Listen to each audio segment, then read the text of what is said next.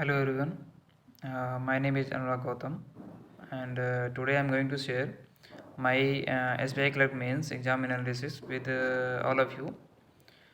So please keep watching the video because I am going to share the exact situation that I faced during the exam during my examination and the problem that I faced during the exam. So please keep watching the video. So let us start from the first section was GA, then English, then mathematics, then reasoning.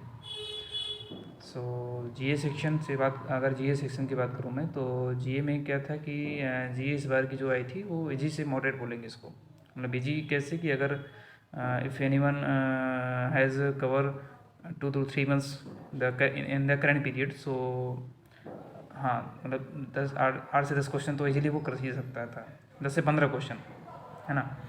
सो जीए में क्या था कि वो जनवरी फरवरी और आपका सितंबर month से भी उन्होंने कुछ क्वेश्चन उठाए थे, जुलाई मंथ से भी उन्होंने कुछ क्वेश्चन उठाए थे। जैसे नेशनल क्वांटम मिशन एक क्वेश्चन था, वो 2023 का ही था, लेकिन वो जुलाई के आसपास का था क्वेश्चन।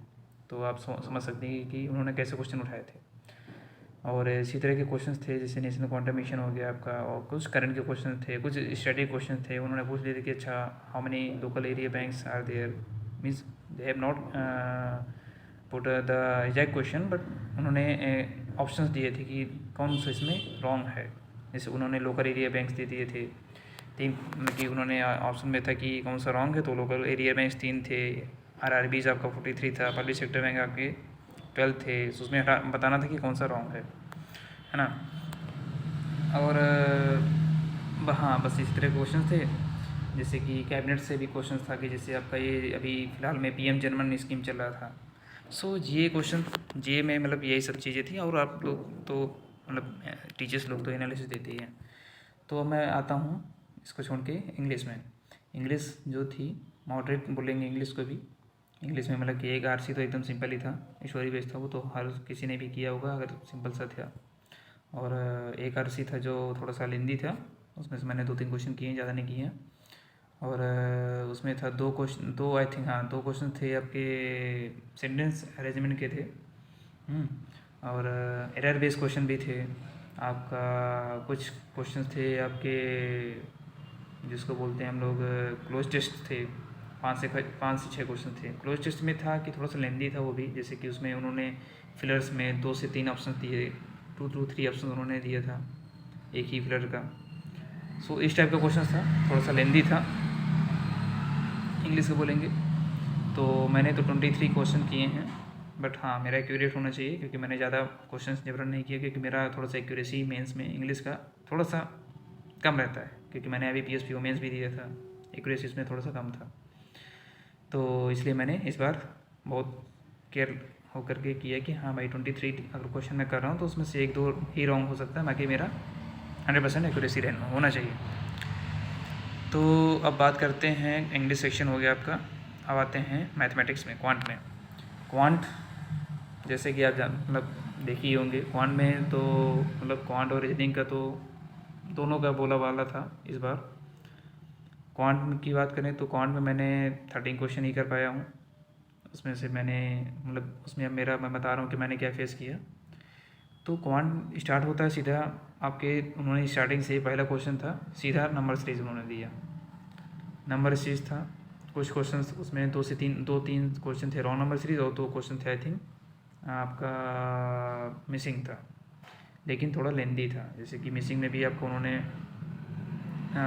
2 to 3 क्वेश्चन उन्होंने जैसे ABCD करके दे दिया कि भैया आपको फाइंड करना है ABCD, और फिर उसको फाइंड करके आपको बताना था, ऑप्शंस देना था। और जैसे कि एक था पाई चार्ट था जो मैं नहीं लगा पाया, वो मैं बता रहा हूँ। उसमें मेरा मैं ये कहूँगा कि प्रेजेंस ऑफ माइंड मेरा नहीं उस समय काम किया।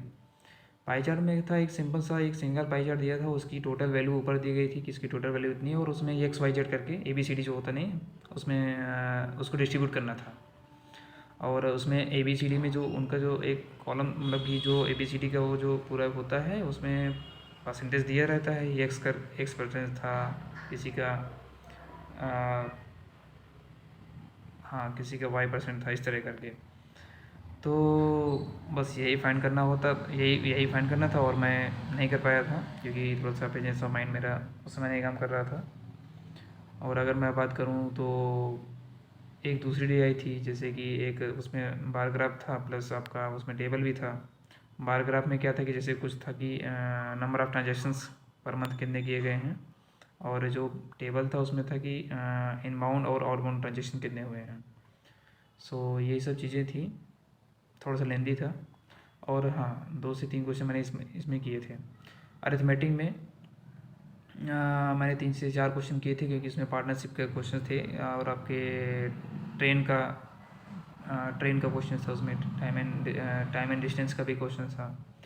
तो 3 से 4 क्वेश्चन मैंने इसमें अटेम्प्ट किए थे। सो पूरा जो क्वांट था थोड़ा लेंदी था।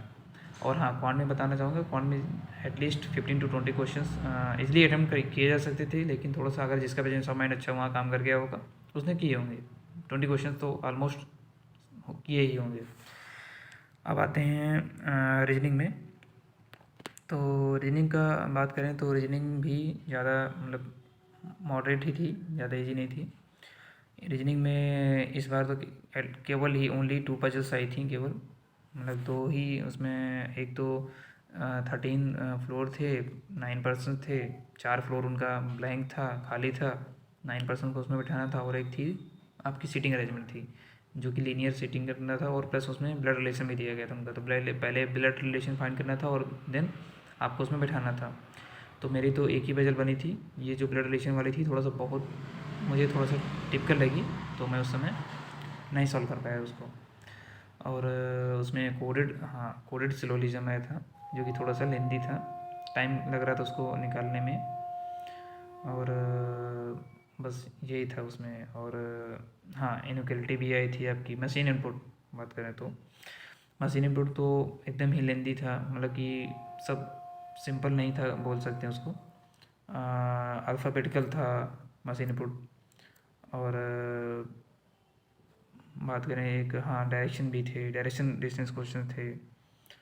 और इनइक्वलिटी हो गया, बस इसी तरह में। और कुछ तो मिसलेनियस जो लॉजिकल रीजनिंग आता है 5 से 6 क्वेश्चन तो होते जाते हैं। तो मेरा तो 20 क्वेश्चन हुआ है रीजनिंग में, और जिसने लॉजिकल किया होगा उसका तो 25 से 20 25 क्वेश्चन हुआ होगा, और जिसका वो पजल बन गया होगा 30 क्वेश्चन ऑलमोस्ट हुए होंगे।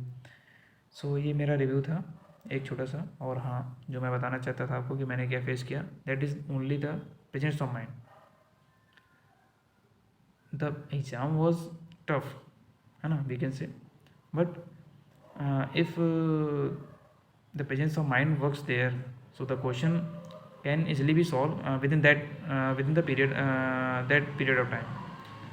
सो हमारा बस ये होता है कि वहाँ पर प्रेजेंस ऑफ माइंड नहीं काम कर पाता है। और देखिए जैसे कि मैंने एक DI मिस कर दी, पाई चार्ट वाली। तो क्वेश्चन हम जैसे मैथ की बात करूँ मैं तो 50 में 50 क्वेश्चन तो हम अटेंड नहीं कर सकते।